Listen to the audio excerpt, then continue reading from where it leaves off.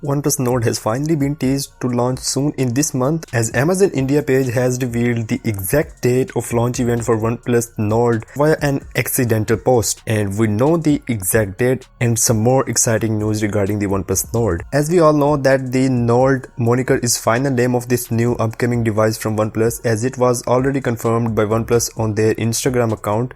Until now we almost know the full specs, and the only thing that was left behind was the launch date, and today finally it is here. Couple of hours ago Aamzon India accidentally posted a teaser on their website, and this was about the OnePlus Nord, and this teaser was the clear proof that phone is launching on 21st of July. It means that just about 2 weeks from now. So if this is true, then we can surely say that phone is coming really soon. You can see that statement made to be experienced 21st July. So this is actually a good news, and give this video a thumbs up for this news. Other than that, if you look at the right side of this big poster, then there is a little card shaped thing which has mentioned on it that you will need this for AR event of OnePlus Nord.